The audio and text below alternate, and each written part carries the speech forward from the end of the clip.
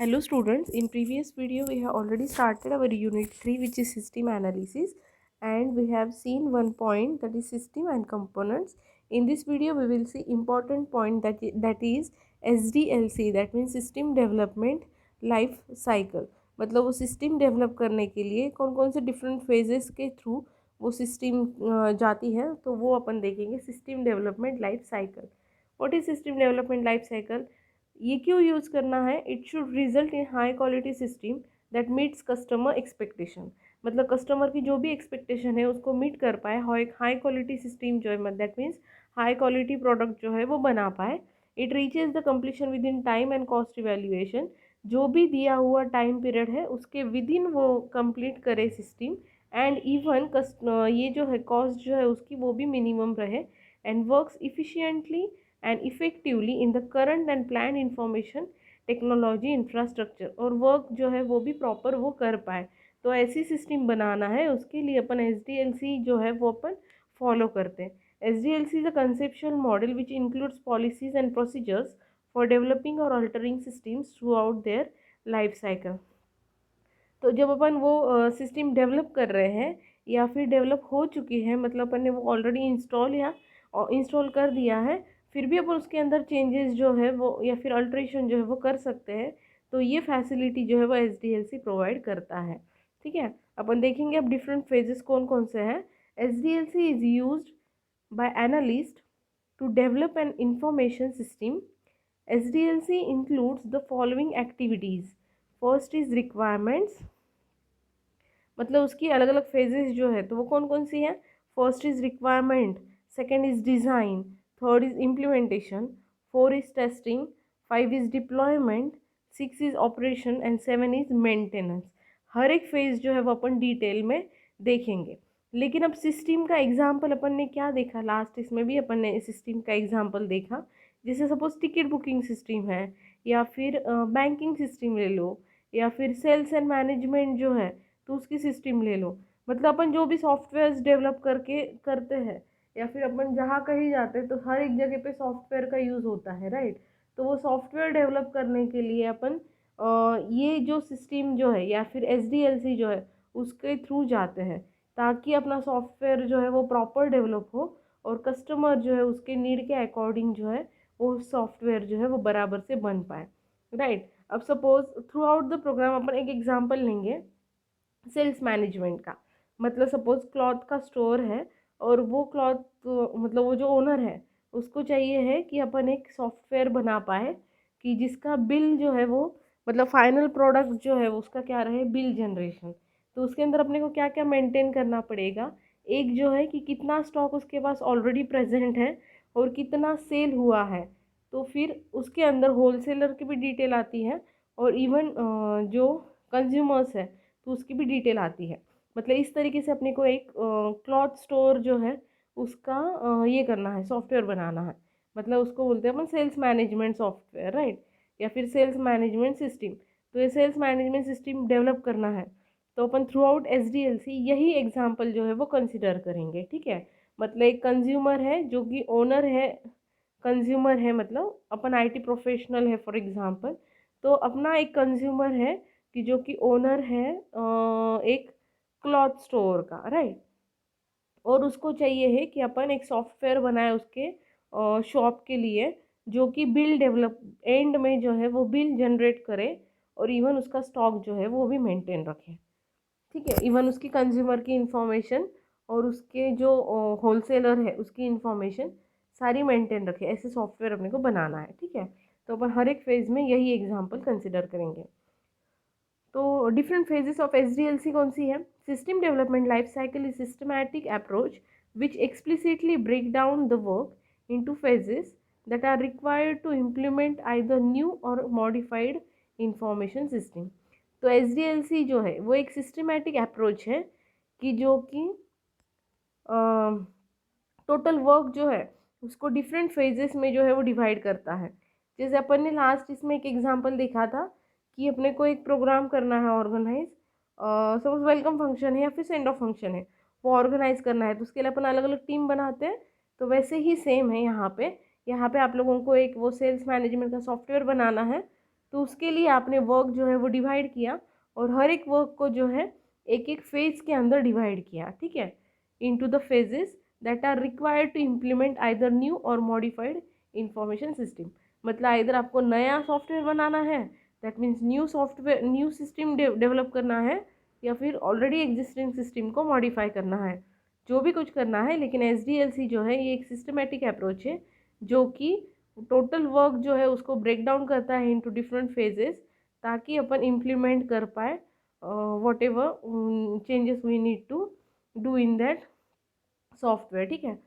तो वो main 5 phases है। फर्स्ट है प्लानिंग, सेकेंड है एनालिसिस, थर्ड है डिज़ाइन, फोर्थ है इम्प्लीमेंटेशन एंड फिफ्थ है मेंटेनेंस।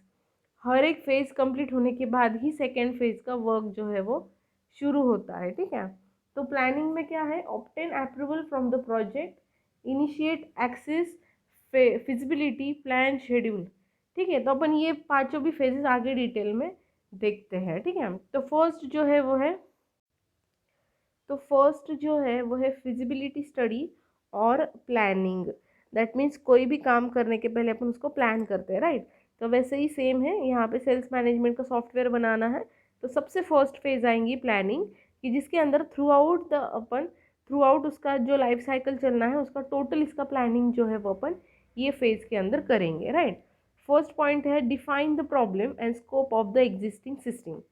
मतलब क्या, अभी जो एग्जिस्टिंग सिस्टम है, जो ऑलरेडी मतलब वो सपोज वो ओनर है, राइट, क्लॉथ स्टोर का, तो उसका तो काम अभी चल ही रहा है।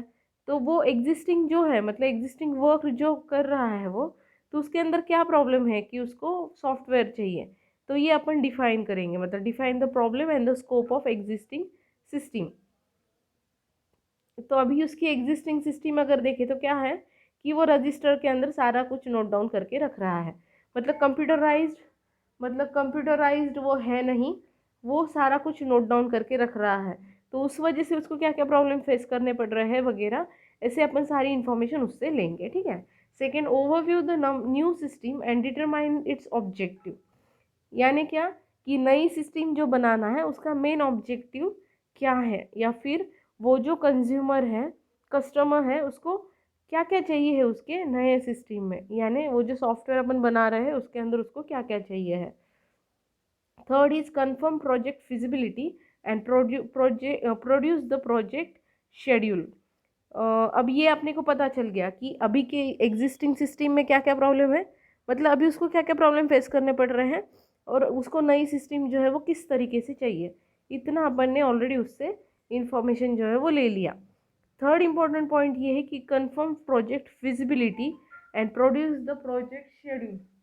मतलब क्या कि इसके अंदर जो है फिजिबिलिटी यानी इकोनॉमिकल फिजिबिलिटी भी रहेगी और शेड्यूल टाइमिंग वाइज भी रहती है, यानी कितने टाइम पीरियड में आप लोग वो प्रोजेक्ट जो है या फिर सॉफ्टवेयर जो है वो कंप्लीट करके देंगे, और इवन उसका चार्जेस जो है वो क्या रहेंगे, ताकि एक आइडिया जो है वो कंज्यूमर को आ पाए।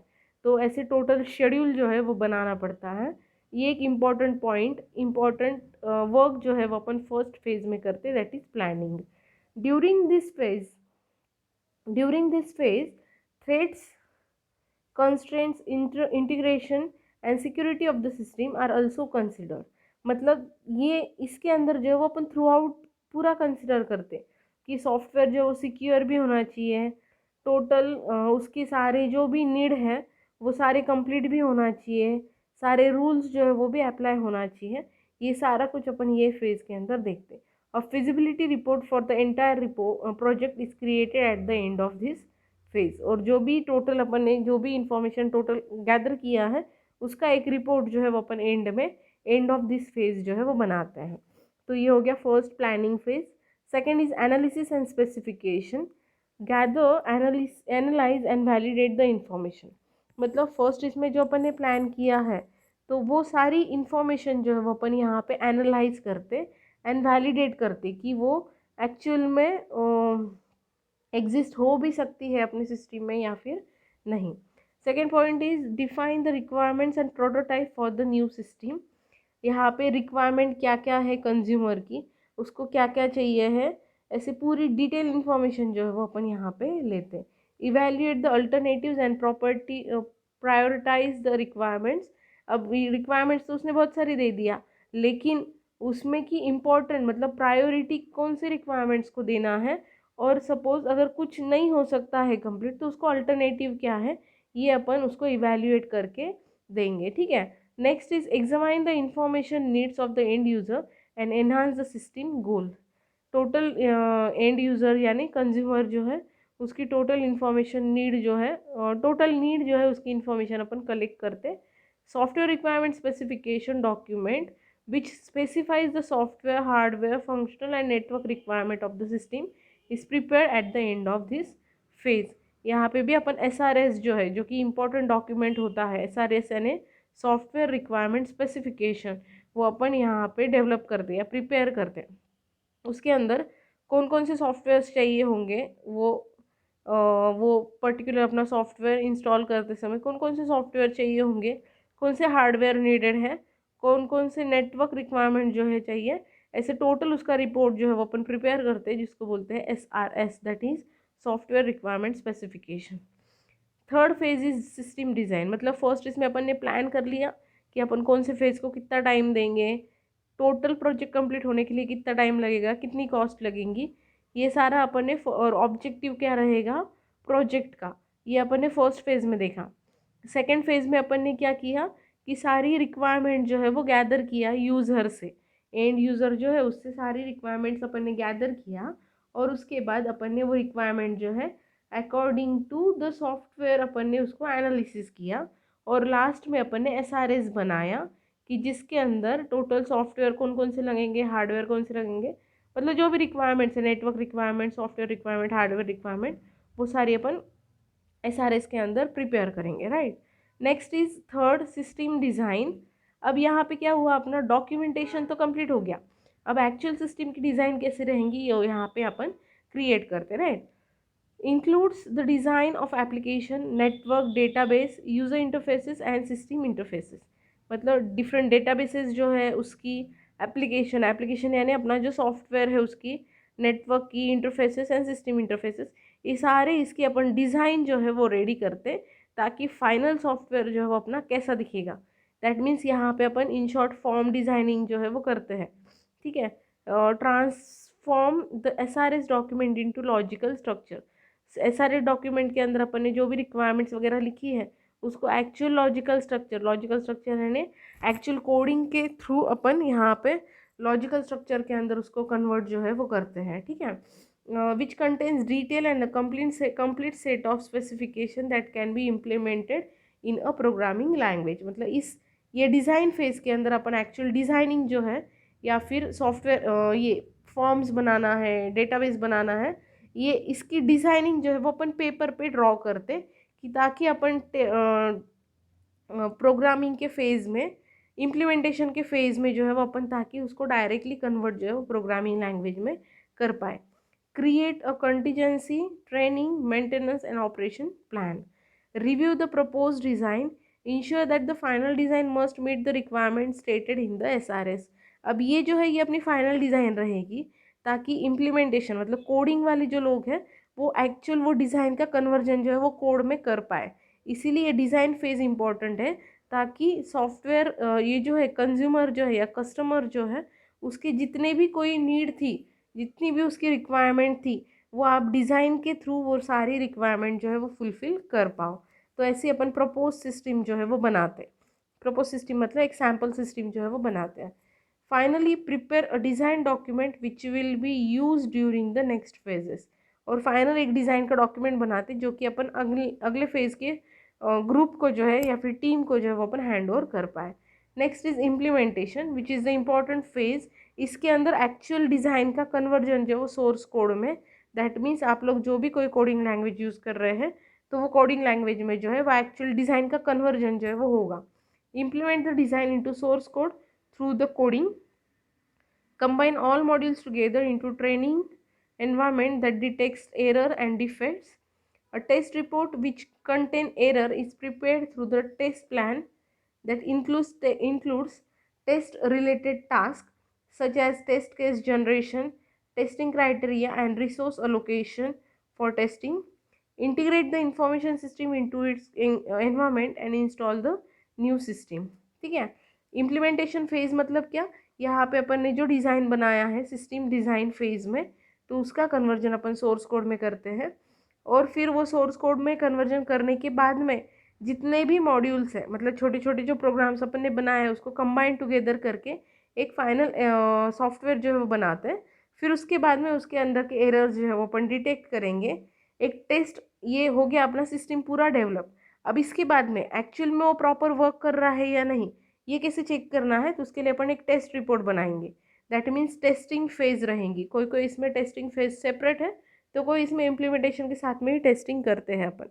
मतलब फॉर एग्जांपल आप लोग अगर सी का कोई प्रोग्राम कर रहे हो तो उसका आउटपुट करेक्ट आ रहा है या नहीं, इसको अपन कैसे चेक करते, रन करके इनपुट दे के देखते हैं। वैसे ही सेम यहाँ पे भी टेस्ट रिपोर्ट जो है विच कंटेन्स एरर्स, वो जो प्रोग्राम आपका बना है उसके अंदर आप लोग इनपुट वगैरह देके टोटल प्रोग्राम का टेस्टिंग करेंगे। इन केस कुछ एरर अगर है या फिर जो एरर या फिर कुछ प्रॉब्लम है तो फिर उसको वापस रिजॉल्व किया जाता है और वापस से उसके अंदर चेंजेस जो है करते। इस तरीके से फाइनल सिस्टम जो है, फाइनल आपका सोर्स कोड जो है वो बनता है।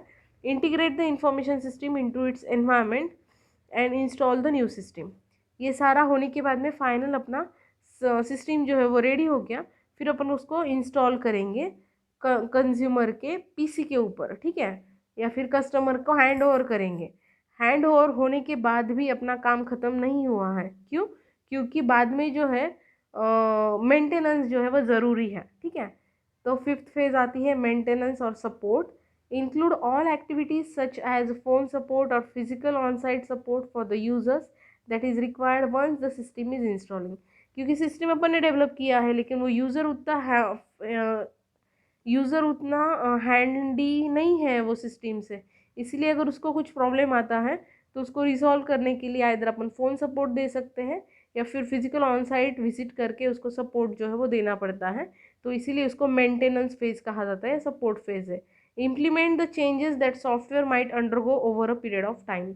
या फिर अगर थोड़ा टाइम हो गया फिर उसके अंदर कुछ चेंजेस आए या फिर उसने नया स्टॉक वगैरह ऐड किया है या फिर उसने कुछ ऐड ऑन किया है उसके शॉप के अंदर, तो आपको सॉफ्टवेयर भी उतना अपडेट करना पड़ता है। इसीलिए implement the changes that software might undergo over the period of time. और इम्प्लीमेंट न्यू रिक्वायरमेंट्स, या फिर उसकी और कुछ नई रिक्वायरमेंट रहेंगी सॉफ्टवेयर डिप्लॉय करने के बाद में, सॉफ्टवेयर हैंड ओवर करने के बाद में, तो न्यू रिक्वायरमेंट अगर रहेंगी तो वो भी आप लोगों को इम्प्लीमेंट जो है वो करनी पड़ती है। It also includes handling. इसीलिए अपन कोई भी सॉफ्टवेयर या फिर कोई भी ऐप लेते हैं तो थोड़े थोड़े दिन के बाद अपडेट आता है। क्यों? क्योंकि उसके अंदर कुछ तो इम्प्लीमेंटेशन जो है या फिर कुछ न्यू रिक्वायरमेंट्स ऐड होके वो इम्प्लीमेंट जो है वो हुई है, इसीलिए अपडेशन जो है वो आता है। तो वैसे ही सेम अपने को मेंटेनेंस या सपोर्ट जो है वो देना है। It also includes handling the residual errors and resolve any issues that may exist in the system even after the testing phase. अपन ने तो टेस्ट कर लिया था लेकिन एक्चुअल में जब अपन इम्प्लीमेंट करते हैं, एक्चुअल में जब कंज्यूमर यूज़ करना स्टार्ट करता है तब अगर उसको कोई प्रॉब्लम्स फेस हो रहे हैं या फिर कोई एरर्स आ रहे हैं तो वो भी सॉल्व करना ज़रूरी रहता है। And maintenance and support may be needed for the longer time for the large system and for short time for the smaller system. अगर सॉफ्टवेयर बहुत छोटा है तो अपन कम टाइम में भी मेंटेनेंस कर सकते हैं, लेकिन if system is very large फिर इस मेंटेनेंस के लिए लार्ज टाइम जो है या फिर मेंटेनेंस जो है वो लॉन्गर टाइम के लिए भी देना पड़ता है। ठीक है, तो ऐसे टोटल 5 फेजेस है फॉर डेवलपिंग सॉफ्टवेयर। फर्स्ट देखा अपन ने प्लानिंग की, जिसके अंदर प्लान करते टोटल कितना टाइम लगेगा, कितनी कॉस्ट लगेगी और उसका एक्चुअल ऑब्जेक्टिव क्या है, अभी के सिस्टम में क्या प्रॉब्लम है। सेकेंड इसमें अपन ये करते कि एनालिसिस फेज, दैट मीन्स यहाँ पे अपने रिक्वायरमेंट जो सारी गैदर करेंगे कि एक्चुअल में उसको क्या क्या चाहिए है, और ऐसे करके अपन SRS डॉक्यूमेंट जो है वो बनाते हैं। इन थर्ड फेज डिज़ाइन, अब रिक्वायरमेंट्स तो सारी गैदर हो गई, इसको अपन डिज़ाइनिंग बनाएंगे, मतलब एक्चुअल में अपना सॉफ्टवेयर की डिज़ाइन कैसे रहेंगी ये अपन डिज़ाइन फेज में बनाएंगे। फोर्थ इज़ इम्प्लीमेंटेशन, मतलब ये जो डिज़ाइन बनाया हुआ है उसको कन्वर्ट करेंगे अपन सोर्स कोड में, यानी जो भी कोई प्रोग्रामिंग लैंग्वेज आप लोग यूज़ करने वाले हो तो वो प्रोग्रामिंग लैंग्वेज का कोड यूज़ करके आप लोग डिज़ाइन को कन्वर्ट करेंगे सोर्स कोड में। और फिर टेस्टिंग होगी कोडिंग होने के बाद में कि प्रोग्राम प्रॉपर वर्क कर रहा है या नहीं। और फिफ्थ फेज है मेंटेनेंस, मतलब अपना सॉफ्टवेयर टेस्टिंग हो गया, दैट मीन्स सॉफ्टवेयर जो है वो बन गया, तो फिर अपन कंज्यूमर को हैंड ओवर करेंगे। और फिर वो करने के बाद में अगर उसको कुछ इनकेस प्रॉब्लम आता है या फिर उसकी कुछ न्यू रिक्वायरमेंट्स आती है, तो उसके लिए मेंटेनेंस या सपोर्ट जो है वो देना ज़रूरी रहता है, ताकि वो उसके इश्यूज जो है वो अपन सॉल्व कर पाए। तो ये होती है फिफ्थ फेज, मेंटेनेंस फेज और सपोर्ट। यहाँ पे अपना SDLC कंप्लीट हुआ। नेक्स्ट इसमें अपन देखेंगे पेरिस मॉडल। ठीक है, थैंक यू।